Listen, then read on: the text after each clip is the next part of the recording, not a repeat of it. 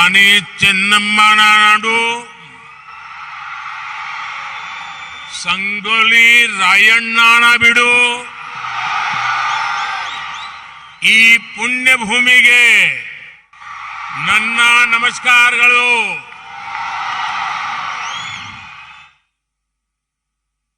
कर्नाटका का ये क्षेत्र अपनी परंपरा, संस्कृति और ज्ञान के लिए प्रसिद्ध है। यहां की अनेक विभूतियों को ज्ञानपीठ पुरस्कार से सम्मानित किया गया है।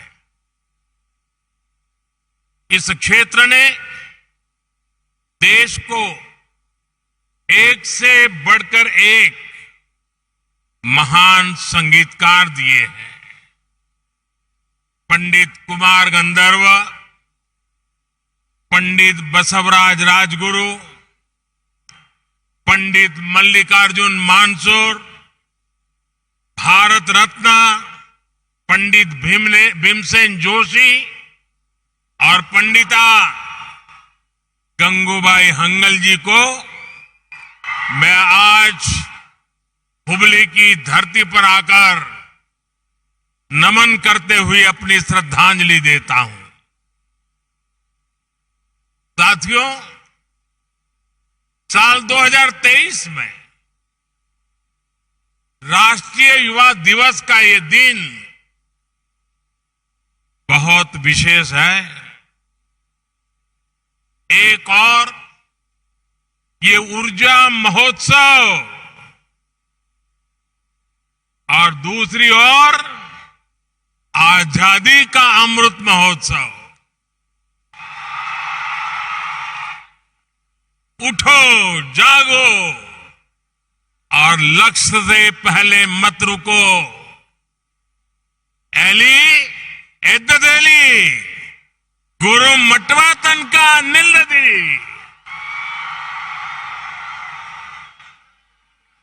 विवेकानंद जी का यह उद्घोष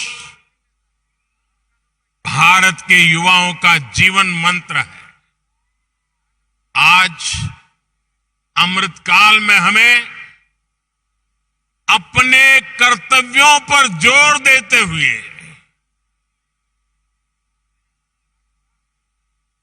अपने कर्तव्यों को समझते हुए देश को आगे बढ़ाना है। और इसमें भारत के युवाओं के सामने स्वामी विवेकानंद जी की बड़ी प्रेरणा है। मैं इस अवसर पर स्वामी विवेकानंद जी के चरणों में नमन करता हूं। अभी कुछ दिन ही पहले कर्नाटका की धरती के एक और महान संत श्री सिद्धेश्वर स्वामी जी का देहावसान हुआ है। मैं सिद्धेश्वर स्वामी जी को भी आदरपूर्वक श्रद्धांजलि अर्पित करता हूं। साथियों, स्वामी विवेकानंद जी का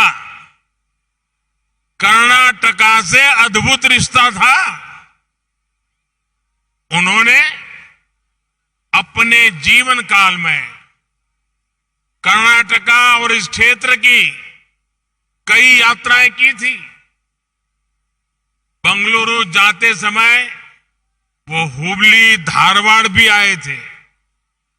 इन यात्राओं ने उनके जीवन को एक नई दिशा दी थी। मैसूरू के महाराजा भी उन लोगों में से एक थे जिन्होंने स्वामी विवेकानंद जी को शिकागो यात्रा में उनकी मदद की थी। स्वामी जी का भारत भ्रमण इस बात का भी प्रमाण है कि कितनी ही सदियों से हमारी चेतना एक थी। एक राष्ट्र के रूप में हमारी आत्मा एक थी। ये एक भारत श्रेष्ठ भारत की भावना का अमर उदाहरण है। इसी भावना को अमृत काल में देश नए संकल्पों के साथ आगे बढ़ा रहा है। साथियों, स्वामी विवेकानंद जी कहते थे कि जब युवा ऊर्जा हो, जब युवा शक्ति हो, तो भविष्य का निर्माण करना, राष्ट्र का निर्माण करना उतना ही आसान होता है। कर्नाटका की इस धरती ने खुद ऐसी कितनी ही महान विभूतियां दी है, जिन्होंने अपने कर्तव्यों को सर्वोपरि रखा। बेहद कम उम्र में असाधारण काम किए। चित्तूर की रानी चेन्नम्मा देश की अग्रणी महिला स्वतंत्रता सेनानियों में से एक थी। उन्होंने सबसे मुश्किल समय में भी आजादी की लड़ाई को नेतृत्व दिया। रानी चेन्नम्मा की ही सेना में उनकी साथी संगोली रायण्णा, ऐसे वीर योद्धा भी जिनके शौर्य ने ब्रिटिश सेना का हौसला तोड़ दिया था। इसी धरती के नारायण महादेव डोनी मात्र 14 साल की उम्र में देश के लिए बलिदान देने वाले शहीद बने थे।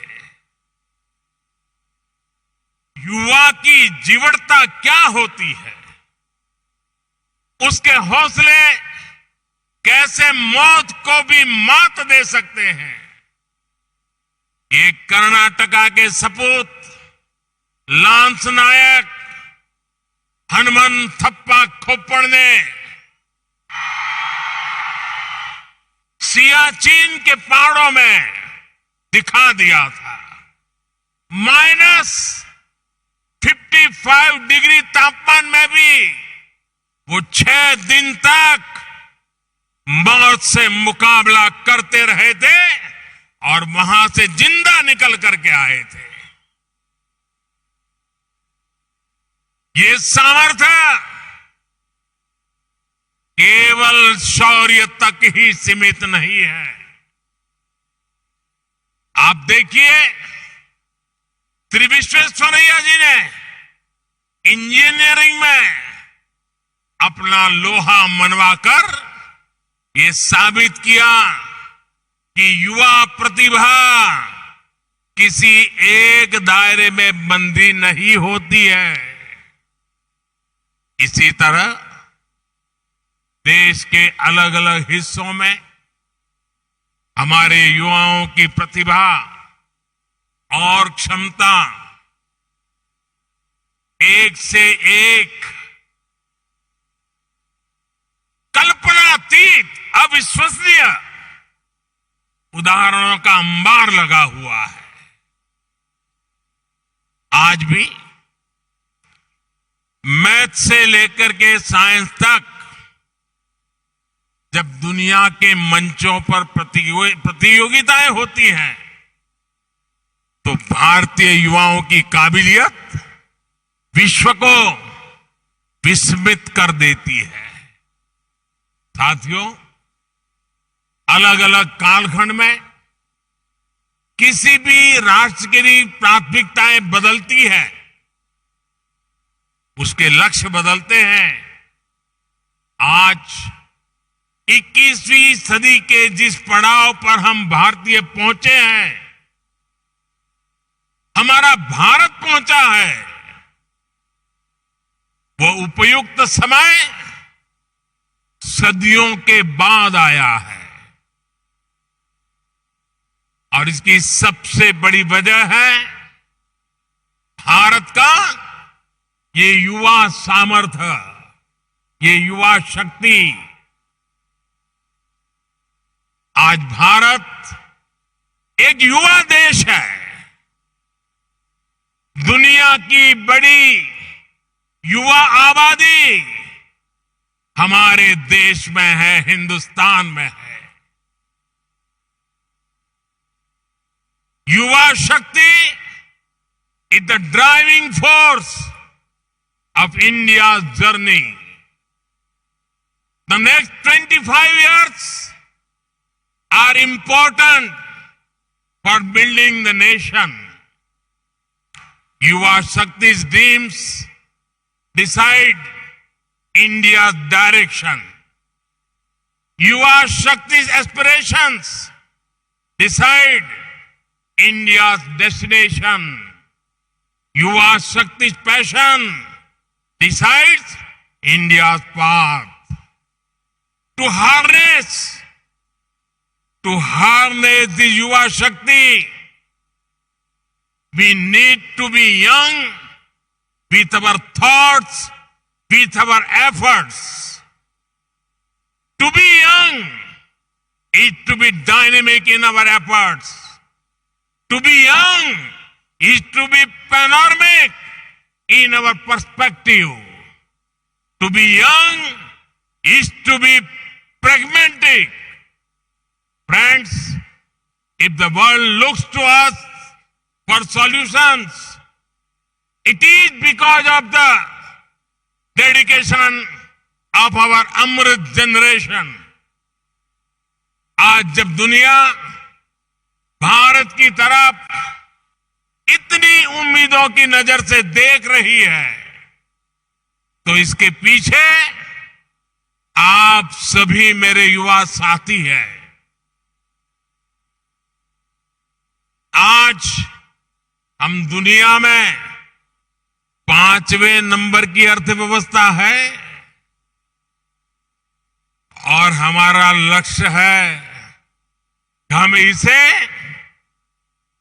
टॉप 3 में लेकर के जाएं। देश की ये इकोनॉमिक ग्रोथ हमारे युवाओं के लिए अपार अवसर लेकर आएगी।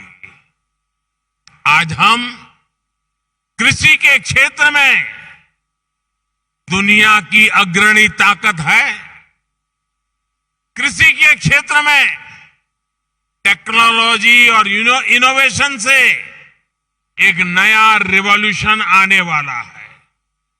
इसमें युवाओं के लिए नए अवसर पैदा होंगे, नई ऊंचाइयों पर जाने के नए रास्ते खुलेंगे।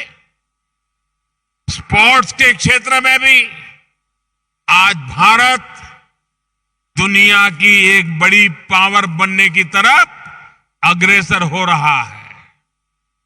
ये भारत के युवाओं के सामर्थ्य के कारण ही संभव हो पा रहा है। आज गांव हो, शहर हो या कस्बा, हर जगह उफान पर है युवाओं का जज्बा। आज आप इन बदलावों के साक्षी बन रहे हैं। कल आप इसकी ताकत से फ्यूचर लीडर बनेंगे। Friends, this is a special time in history. You are a special generation. You have a special mission. This is the mission of making an impact for India on the global scene. For every mission, a foundation is needed. Whether it is economy or education, sports or startups, skill development or digitalization, in every domain, A strong foundation has been laid in the last 8-9 years. The runway is ready. The runway is ready for your takeoff. Today, there is a great optimism in the world towards India and its youth. This optimism is about you. This optimism is because of you. And this optimism is for you. Today, there are global voices saying this century is India's century. It is your century. The century of India's youth. There are global surveys saying majority of the big investors want to invest in India. These investors want to invest in you, India's youth. Indian startups are getting record investments. Many global companies are setting up manufacturing plants to make in India. From toys to tourism, defense to digital, India is making headlines across the world. So, this is a historic time when optimism and opportunity are coming together. साथियों, हमारे देश में हमेशा से नारी शक्ति को और नारी शक्ति ने राष्ट्र शक्ति को जागरूक रखने, राष्ट्र शक्ति को बढ़ाने का काम किया है। अब आजादी के इस अमृत काल में महिलाएं, हमारी बेटियां और नए नए पराक्रम करके दिखा रही है। भारत की महिलाएं आज फाइटर जेट्स उड़ा रही है, सेना में कॉम्बेटिव रोल्स में शामिल हो रही है। साइंस, टेक्नोलॉजी, स्पेस, स्पोर्ट्स, ऐसे हर क्षेत्र में हमारी बेटियां बुलंदियां छू रही है। ये उद्घोष है कि भारत अब पूरी शक्ति से अपने लक्ष्यांकों की ओर बढ़ रहा है। साथियों, हमें 21वीं सदी को भारत की सदी बनाना है और इसलिए ये जरूरी है कि हम वर्तमान से 10 कदम आगे की सोचें। हमारी सोच फ्यूचरिस्टिक हो, हमारी अप्रोच फ्यूचरिस्टिक हो। ये जरूरी है कि युवा आकांक्षाओं की पूर्ति के लिए आप पॉजिटिव डिसरप्शन करें, विश्व के आधुनिक देशों से भी आगे चले। अगर हम याद करें, आज से 10-20 वर्ष पूर्व ऐसी कितनी ही चीजें अस्तित्व में भी नहीं थी जो आज हमारे जीवन का अभिन्न हिस्सा है। इसी तरह आने वाले कुछ वर्षों में संभवतः ये दशक खत्म होने से पहले पहले हमारी दुनिया एकदम बदलने वाली है। Artificial intelligence, machine learning, internet of things और AR, VR जैसी इमर्जिंग टेक्नोलॉजीज एक नए स्वरूप में इवॉल्व हो चुकी होंगी।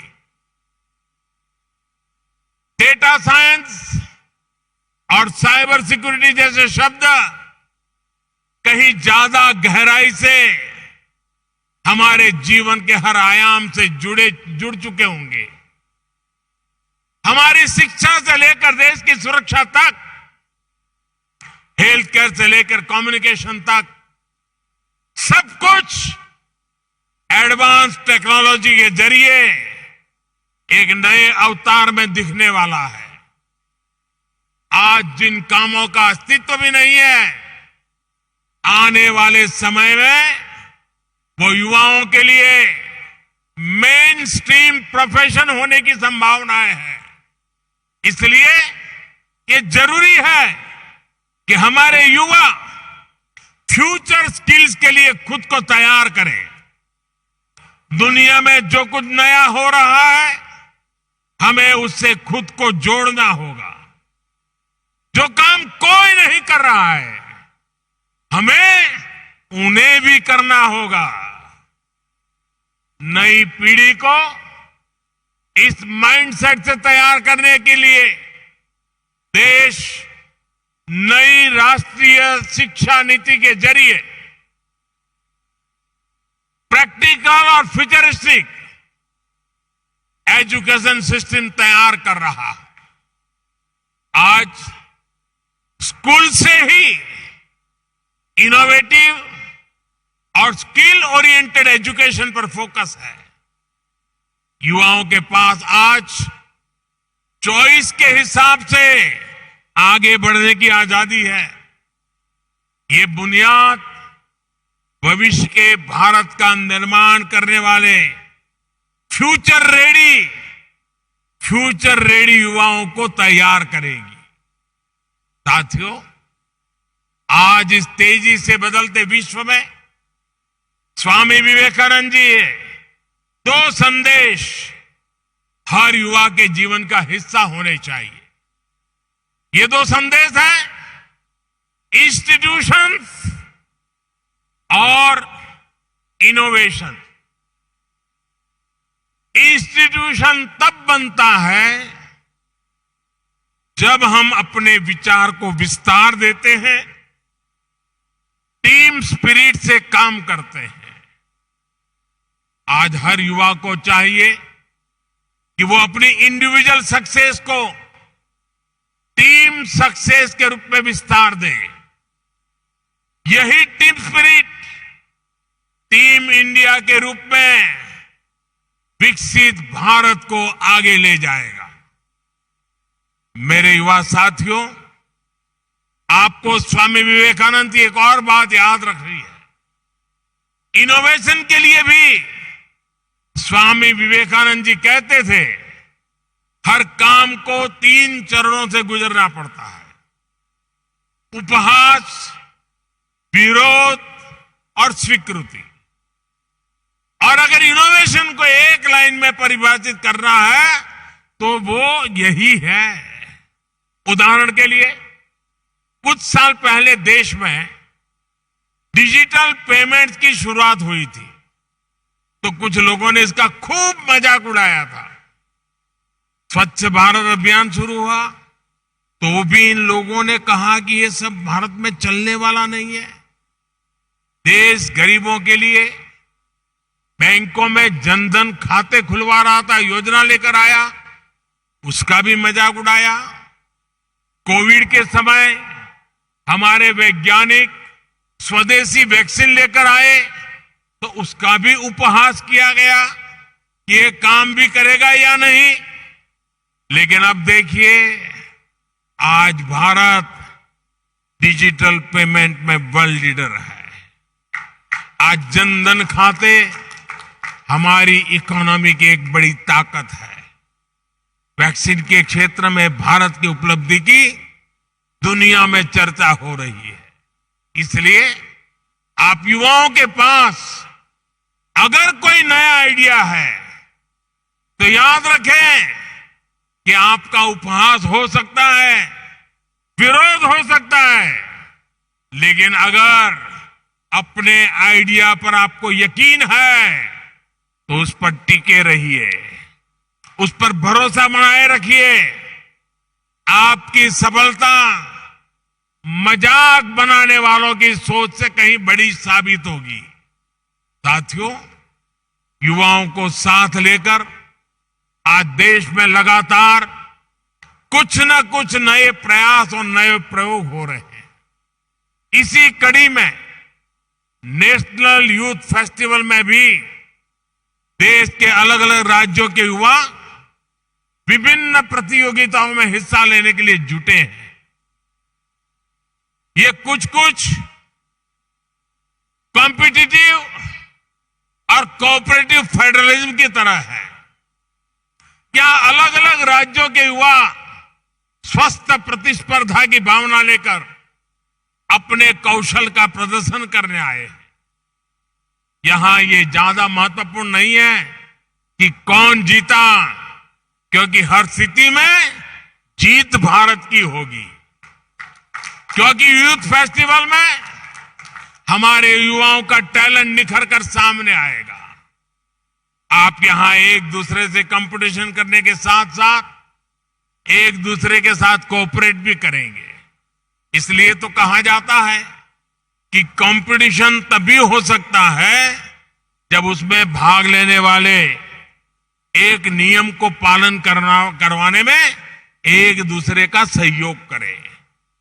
हमें कंपटीशन और कोऑपरेशन की स्पिरिट को लगातार आगे बढ़ाना है।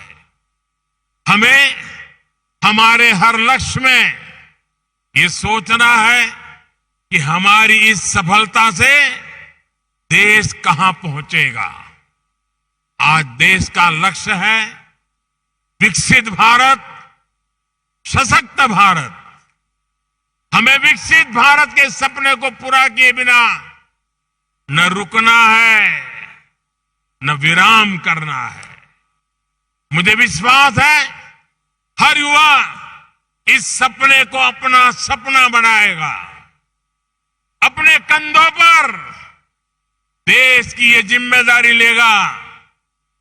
इसी विश्वास के साथ आप सभी को एक बार फिर बहुत बहुत धन्यवाद, बहुत बहुत शुभकामनाएं।